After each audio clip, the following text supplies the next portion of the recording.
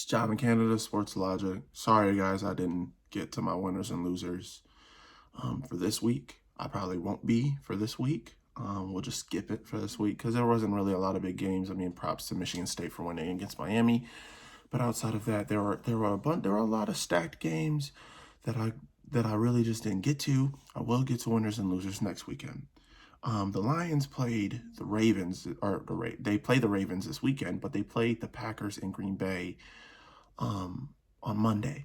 So that's something that has sparked a huge debate about Dan Cambell as a head coach because they are now 0-3.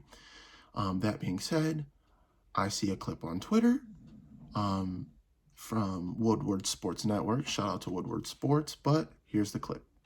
It's not uncommon in the NFL for head coaches to walk into situations that aren't all that great and turn it around within 2 years. John Harbaugh, Baltimore Ravens, took over a 5-11 Baltimore Ravens team.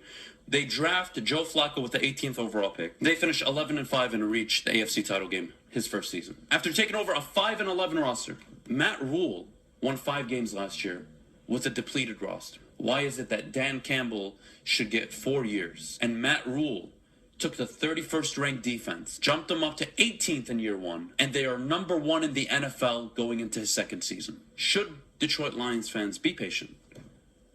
Why should they? Somebody give me a reason why. Why should they be patient with 60 years of failed rebuilds? But why is it that every other franchise I can go find at one point where somebody, the correct coach, took over and was able to turn them into playoff contenders, division winners within a 2-3 year span?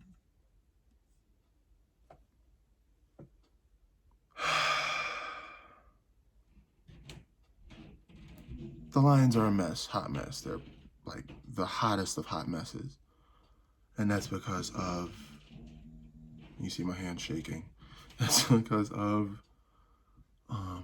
Patricia and Bob Quinn. Not only did you let go one of the best corners in the league, multiple players, you didn't really surround the defense with more talent. All you did was, we got rid of this guy, plug in with this guy. You got rid of this guy, plug in with this guy. It was that, as well as unproven players who've never been in this situation before, where they don't know who the coach is and they don't know if that was the guy that was going to make this work, that you were supposed to go to the playoffs with this team because it was playoff caliber. This team is not playoff caliber with Dan Cambell.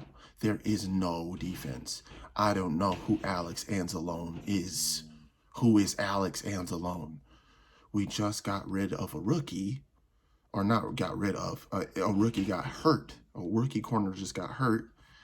Don't know who Alex Anzalone is. Jelani Tavai is gone. Jared Davis is gone.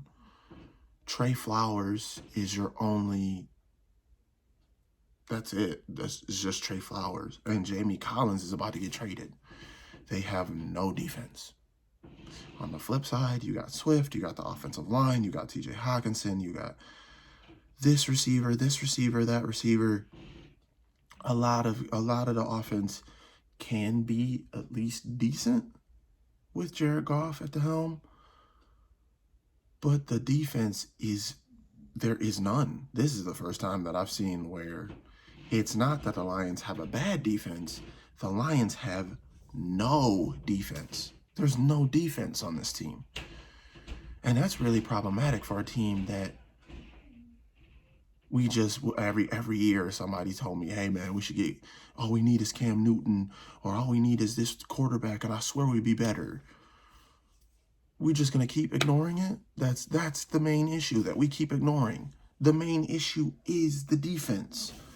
There's no stars on defense. There's no studs on defense. There's no like standout player on defense. And then it's a lot of guys who just stayed to get paid. That's all they did for the Lions. They're looking to get younger. There are young guys in there. Then there are young guys that got injured. So no, we have to give him time. We have to give Dan Cambell time, because even though he's going to be a great coach, I think he's going to be a great coach leading us forward because they're buying into a system. The Lions don't have any defense to fall back on. A defense that can continue to make stops, get sacks, get interceptions, get fumbles. They can't fall back on that. You have to put 100% of the pressure on the offense. Hey, you gotta score this drive. You gotta outscore them because our defense is none. We have no defense. It's literally an open door and the gust is just blowing through. That's all. There's zero defense. None. And it's weird, too. I said, hey, Lions should trade Jamie Collins. Jamie Collins is now on a trade block. I said, hey, I think we should keep Trey Flowers for one more season, maybe, and probably see if he wants to stay. I don't think he's going to want to stay after this season. 9 times out of 10, he's gone. So, and then Lions can hopefully be the number 2 pick and draft Kayvon Thibodeau. Or at least the top 3. One of the top 3 and draft Thibodeau. But you gotta address the defense. You can put the blame on the ownership. You can put the blame on the coaching. You can put the blame on the characters, all you want to. The rebuild has started. The rebuild has started again. Failed rebuilds and retools, all that stuff. You gotta have a defense, bro. You got to have a defense. There is no defense on this team. There's plenty of talent on offense, but there's zero talent on defense. And I don't trust Okuda now. A season in a game, bad, just bad. Getting just every time a good receiver just passed him. And now he's injured with an Achilles. So, just all bad. Anyways, that's all I got. Shout out to Woodward Sports for supplying that clip on Twitter. I'm going to tag you in it. This is Sportslogic, JC. Latest.